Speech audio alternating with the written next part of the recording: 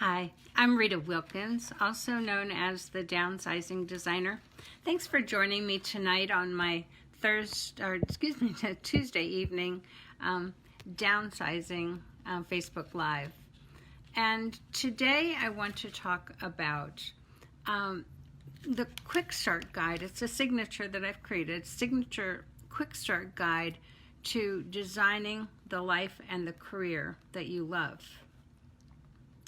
So one of the most talked about subjects these days is how can you successfully navigate this uncertain time that we're in caused by COVID and all the other things that are going on.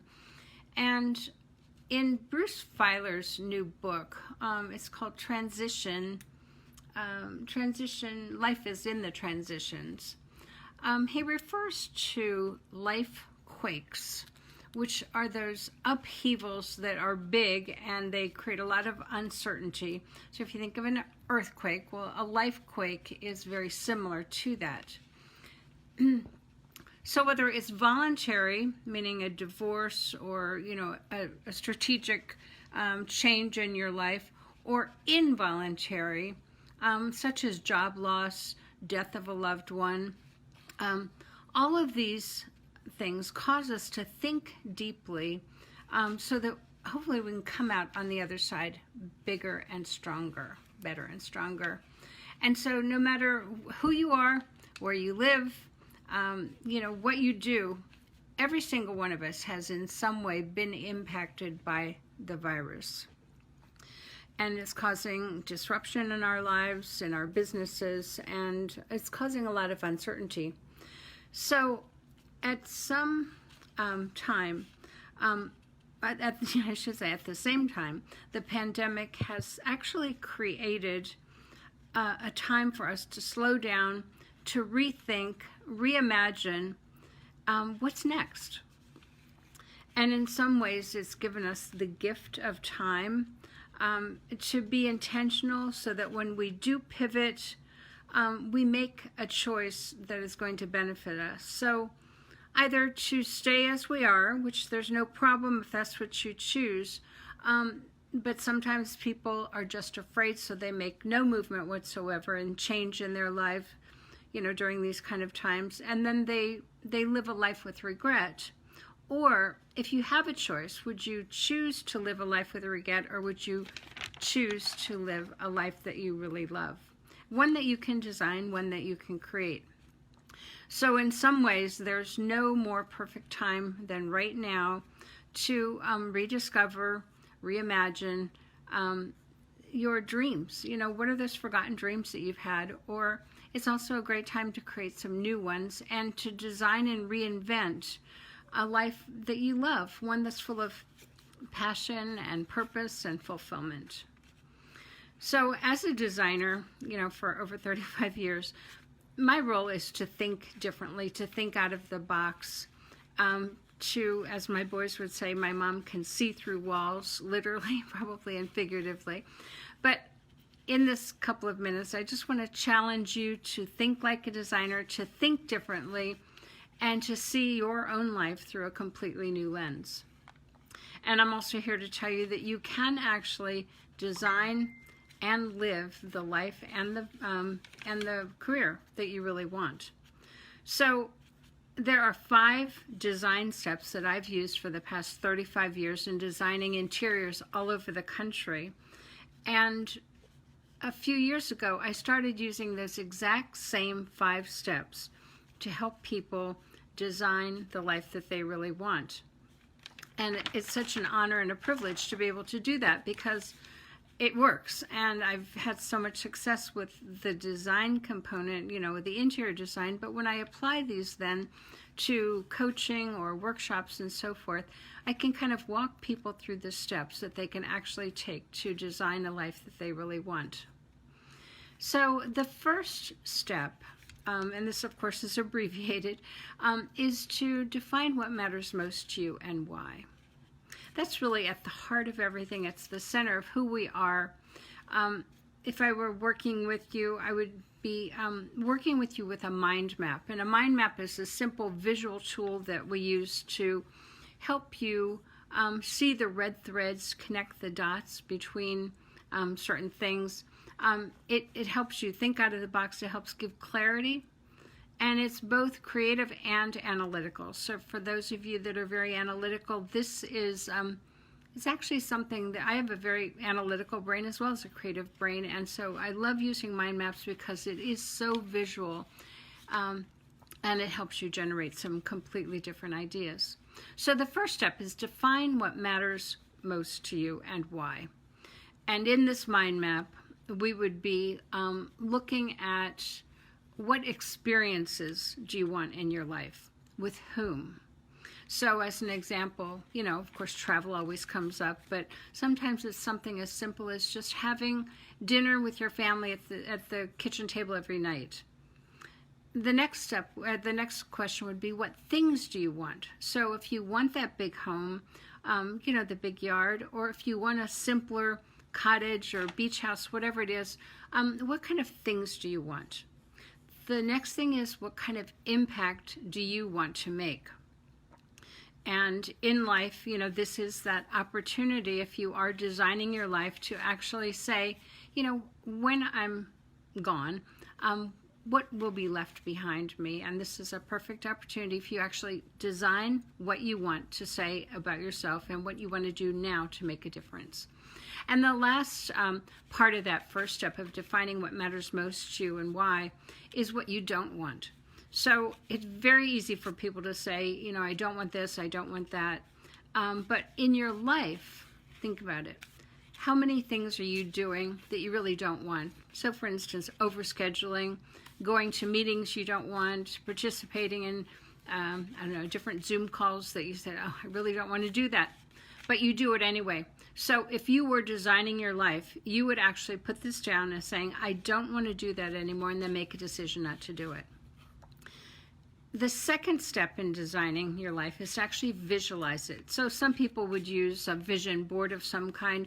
And I use vision boards as well, but a mind map that I love using is called your Ideal Lifestyle and Career Mind Map.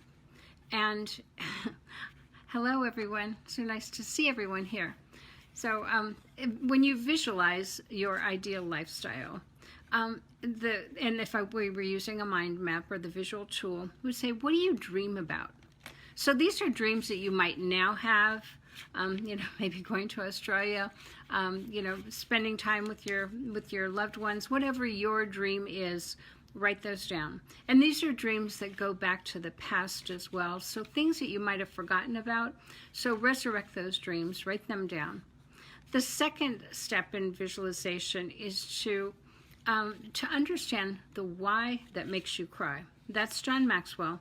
But when you touch something so deeply in you, that should be on in your visualization. So, you just can't go through life without doing X because it matters so much to you. So for some people, it might mean volunteering to help the homeless. In my case, I love helping women through education to empower themselves. And that's just part of who I am. So whatever it is that makes you, write that down. The third thing is, and you've all heard about this, your zone. That's that place where you lose all track of time. You could be, for me, I love space planning. So when I'm doing space planning, I don't know what time it is. I don't know what day it is. So if there is something that you love doing, you just lose all track of time. The zone is so important in this ideal lifestyle mind map. And the next thing is, what makes you uniquely you? Some people might call it your own personal brand. Look at your talents, your skills. When people think of you, what do they say? Wow, that's totally you. And it separates you and differentiates you from other people. And so the next thing is your strengths. And, we're all pretty familiar with what we're good at, what we're not good at.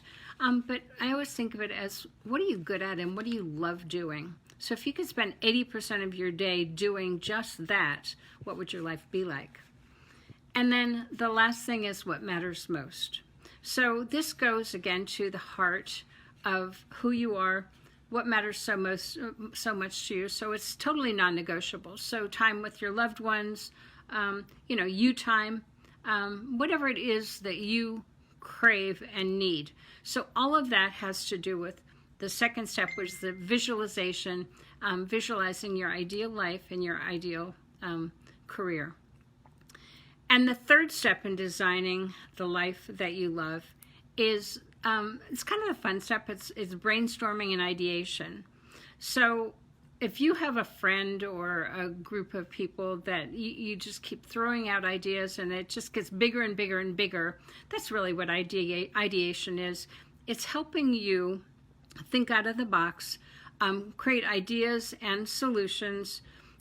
In my case, as a designer, my kids would say, my mother's going to ask you 1,000 questions.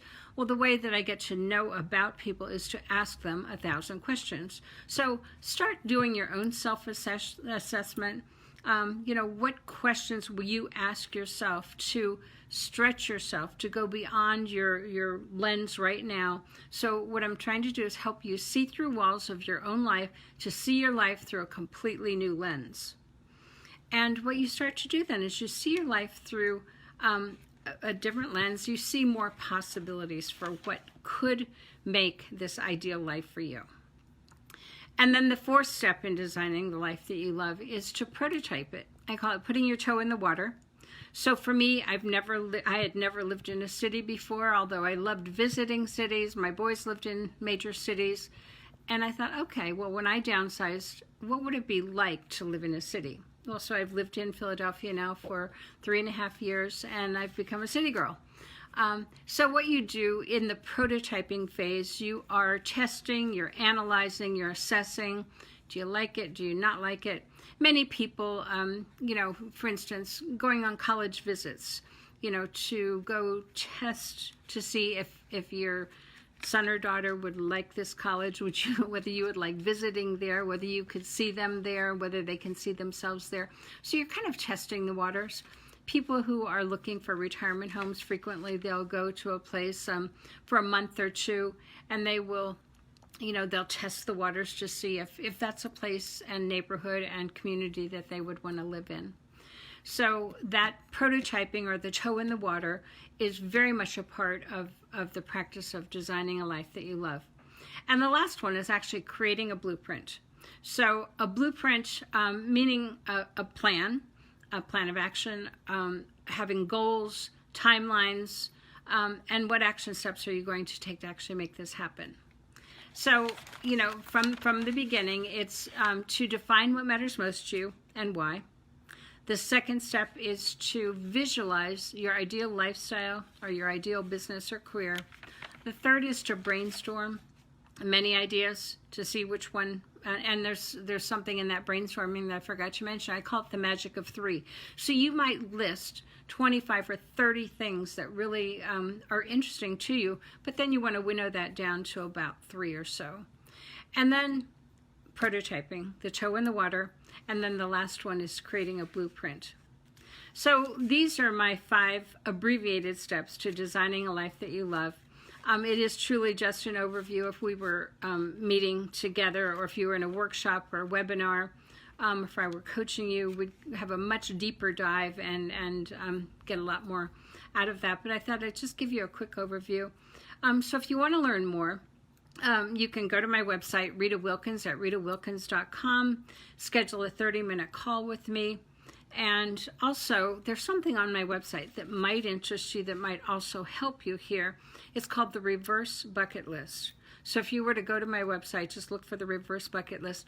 What that is, you look back to look forward.